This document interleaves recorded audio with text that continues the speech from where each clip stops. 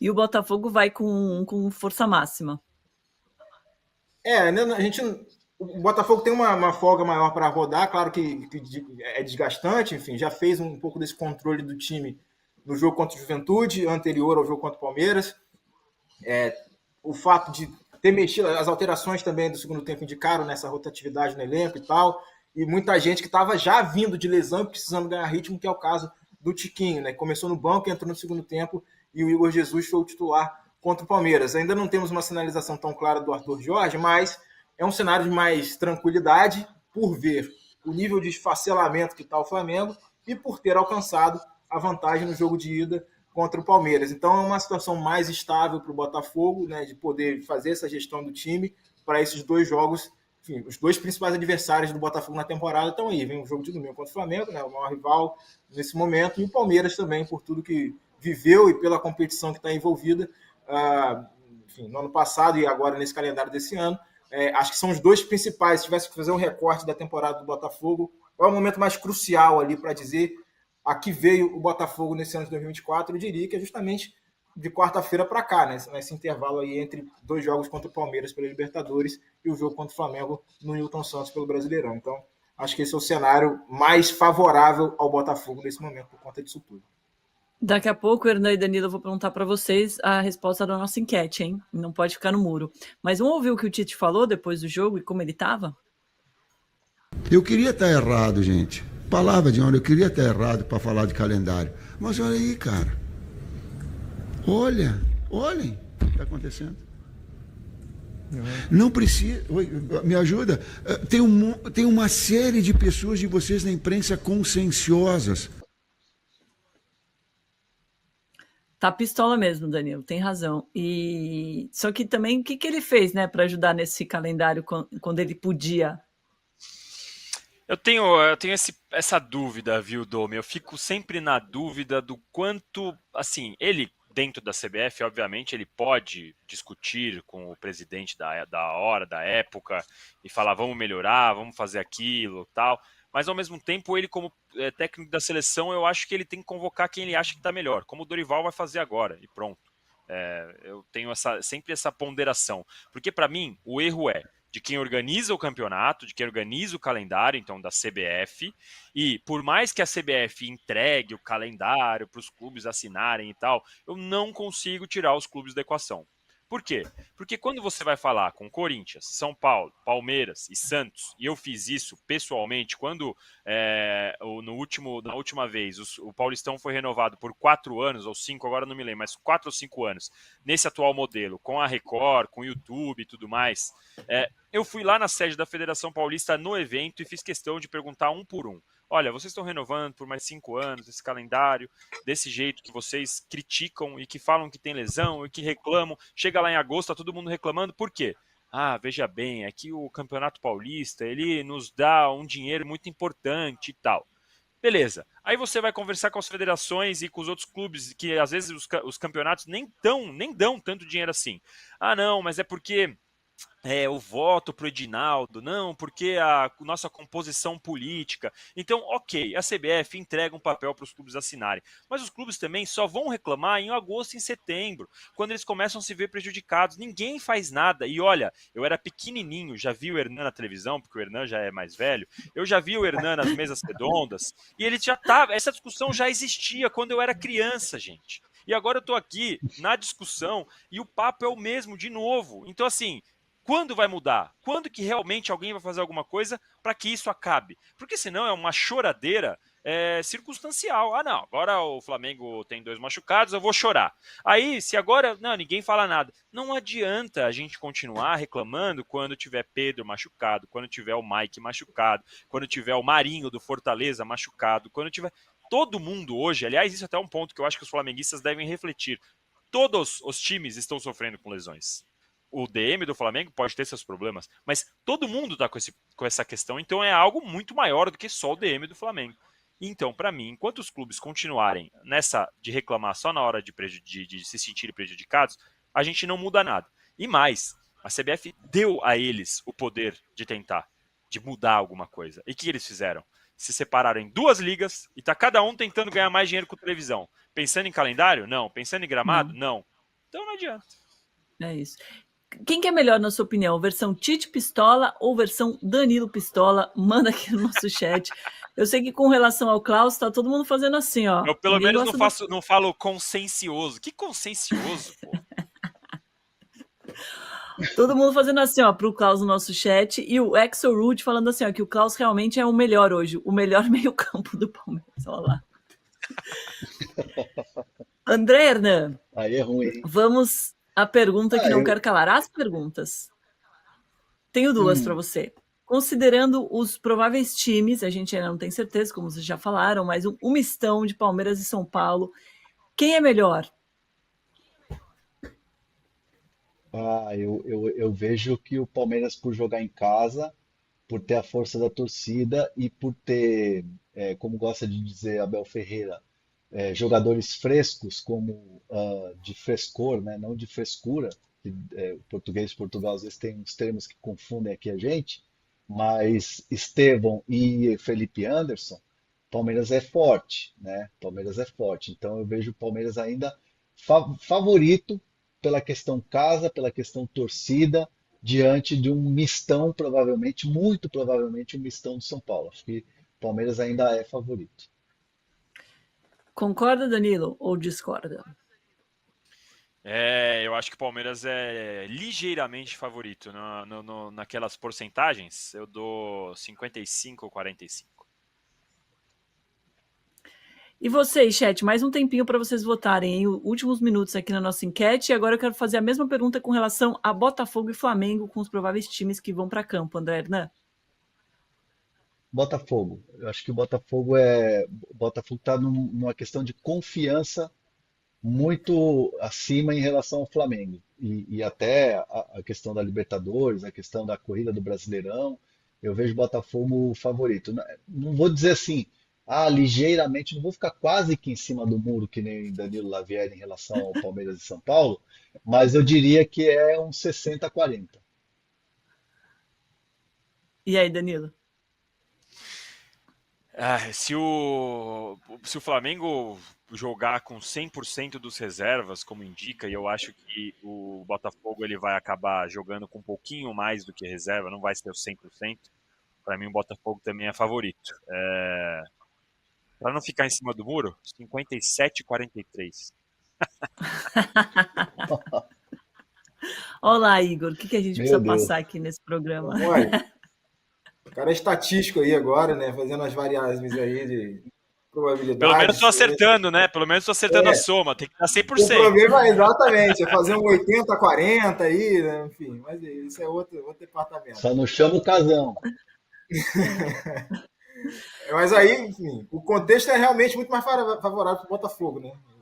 Cenário que a gente já comentou, e mesmo perdendo jogadores recentemente, tal, o Júnior Santos machucado, por exemplo, ele estava lá até no jogo contra o Palmeiras, saiu de muleta lá, passou torcendo, mas é realmente difícil imaginar um cenário desfavorável para o Botafogo com o contexto que o Flamengo também está vivendo, né?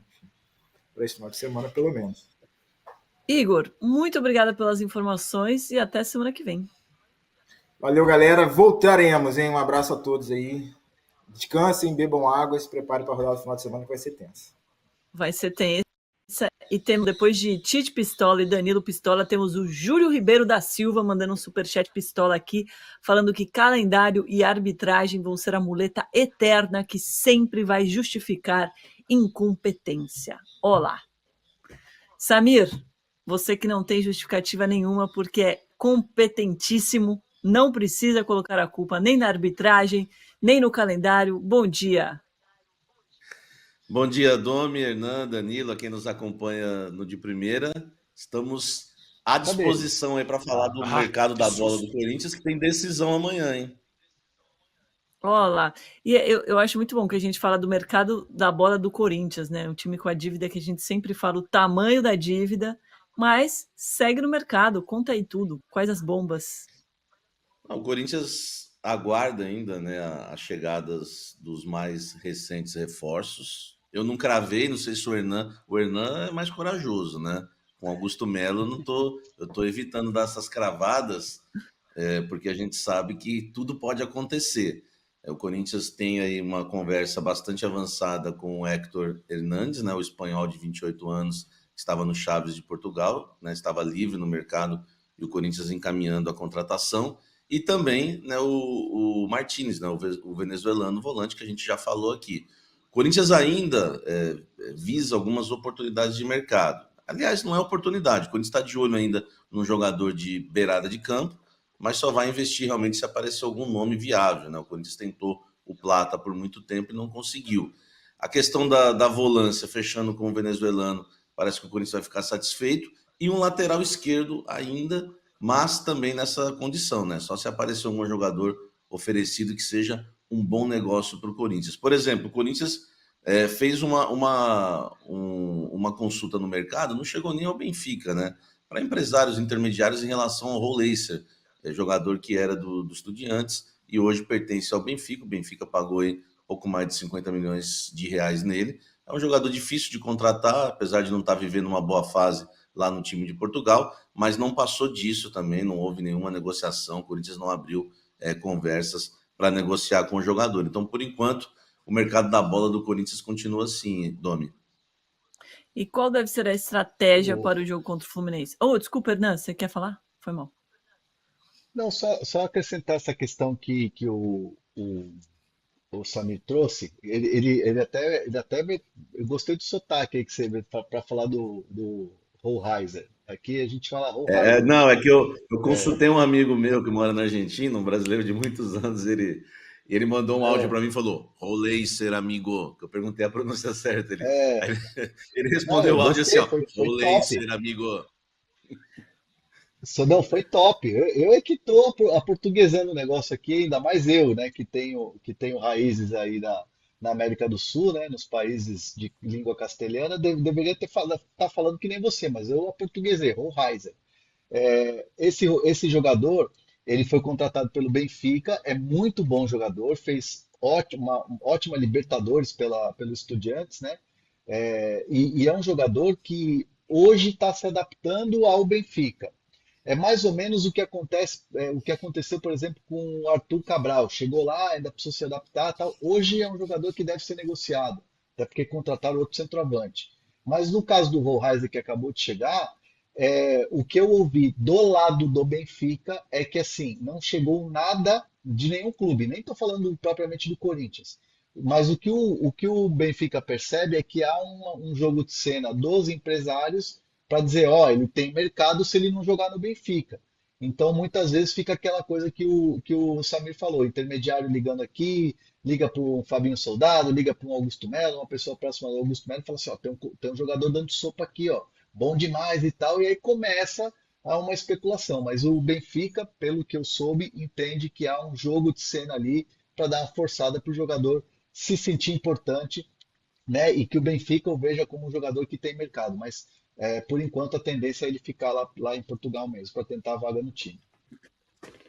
Boa, Hernan. E Samir, já estamos nos finalmente do programa, infelizmente, né? Deixe seu like para a gente pleitear mais minutos aqui de primeira.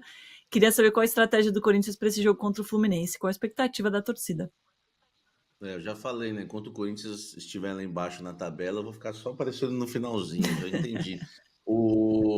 A estratégia do Corinthians é pontuar, claro, no Maracanã.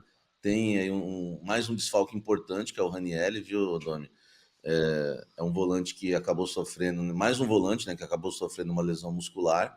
O Corinthians ainda vai esperar mais exames hoje para saber a gravidade, né? O Alex Santana, por exemplo, foi grau 3, né? São quase 3 meses fora dos gramados. O Ranieri a gente não tem essa precisão ainda, mas a gente sabe que para o jogo contra o Fluminense ele não vai estar à disposição.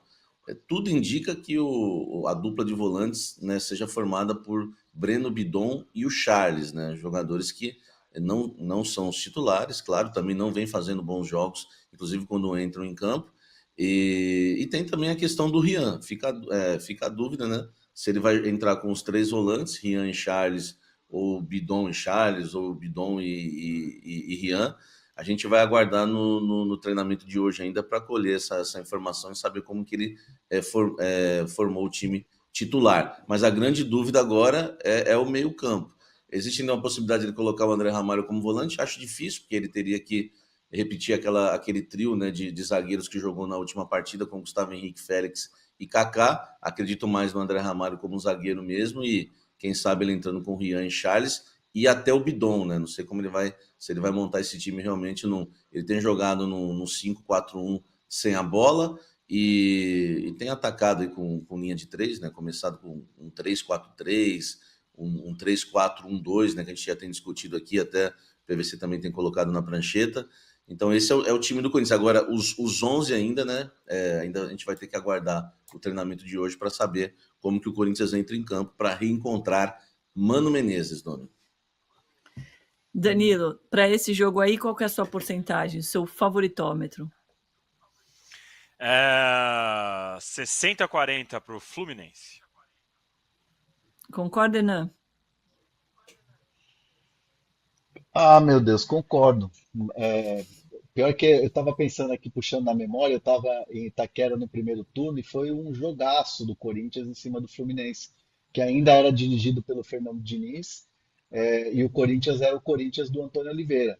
E depois daquele jogo rolou um empolgômetro, né? Wesley, grande jogador, fez chover no jogo e tal, o meio-campo sólido, a defesa bem, Carlos Miguel um monstro. Olha como muda de um turno para o outro, né? É uma loucura o que é o Corinthians hoje. O Corinthians hoje é uma montanha-russa de emoções. Nada daquilo serve. De um grande jogo que o Corinthians fez contra o Fluminense, nada mais serve. O Wesley não é nem, às vezes, titular, não vai ser vendido por 25 milhões de euros. O Carlos Miguel foi embora, a defesa mudou inteiro, o meio-campo mudou inteiro, o treinador é outro. Você vê o que é a loucura o Corinthians hoje. Então, diante disso, dito isso, 70 Fluminense e 30 Corinthians. Ô Domi, o Hernan lembrou, né, do jogo que foi a despedida do Wesley, né? Esse jogo contra o Fluminense, verdade, marcou a despedida do Wesley do Corinthians, que depois ele nunca mais jogou futebol, né? Nunca mais fez um gol, nunca mais deu uma assistência. Foi a despedida dele, é verdade, Hernan. E sobre o Wesley, o Corinthians recebeu a proposta do Shakhtar, né, de 16 milhões de euros. Isso é até uma informação importante que vai até envolver o Atlético Mineiro agora. Informação que me chega é que o Shakhtar está cansado de esperar, né, cansou de esperar a resposta do Corinthians em relação à proposta que fez de 16 milhões de euros e abriu conversas com o Atlético Mineiro para tentar contratar o atacante Alisson. Eu não tenho muitas informações do Alisson, né, mas pessoas envolvidas na negociação me falaram isso, que o Shakhtar agora também vai colocar esforços para tentar negociar, para tentar contratar o atacante do Atlético Mineiro. Não desistiu do Wesley ainda. O problema é que o Corinthians não respondeu. Na verdade, o Corinthians deu uma resposta, né? Pediu 22 milhões de euros. Hoje, esse é o valor do Wesley no mercado internamente, né? O valor oficial é esse, porque duas propostas que o Augusto respondeu, ele pediu 22 milhões de euros. Em público, é aquela resposta, né, lunática, né? 30 milhões de euros, que não vai vender nunca. Mas em off ele tem pedido 22 milhões de euros. O Shakhtar aumentou com premiações, né? 16 milhões de euros mais premiações, mas o Corinthians, depois dessa última proposta do Shakhtar, não houve mais um retorno. Então o Wesley, né, segue no Corinthians, como o Hernan disse, e essa é a única proposta que o Corinthians tem hoje oficial. Esse papo que chegou a proposta de 28, 25, isso nunca se confirmou. Hoje a única proposta que o Corinthians tem pelo Wesley é do Shakhtar, é de 16 milhões de euros. Boa, Samir. Então até semana que vem, no finalzinho do programa. Se o Coringão ganhar e sair da zona de rebaixamento, quem sabe eu apareço lá para as 11h30, 11h40. Um abraço, gente. É a cota. É a cota.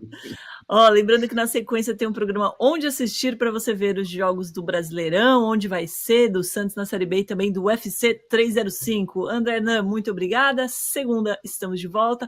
Danilo, muito show, hein? Tava com saudade de fazer programa com você. Agora chega também, né? Fizemos 2 essa semana, tá bom, Valeu. né? Eu tô aí, eu Valeu, sou jogador primo. de time, eu sou jogador de time. A hora que me chamar, eu tô aqui. Só fiquei decepcionado que a gente não chegou nos 1000 likes, mas vamos trabalhar nisso. E tamo junto, é um prazer fazer programa com você e principalmente com meu primo também, grande André Hernan. Aliás, desse lado aqui, quem não sabe, eu e o André Hernan, a gente tem essa questão familiar aí. É verdade ou vocês estão zoando? Gente. É A gente é verdade. primo. Primo distante. Um dia a gente se Sério? explica, Du, mas a gente é primo. A gente pode te cravar, explicar a gente é primo. Tá, se a gente chegar em 1000 likes segunda-feira, eu vou querer essa história aí. Revela ao É vivo. meio É bastidor, esquisita. né? Não deixa de ser bastidor do De Primeira, né? É bastidor. Bastidor do bastidor. Perfeito. Gente, obrigada demais pela companhia essa semana. Segunda-feira estamos de volta, 11 horas da manhã. Valeu a quem deixou o like, se inscreveu aqui no canal do All Sport. Obrigada demais. Beijo, bom final de semana para todo mundo. Qual?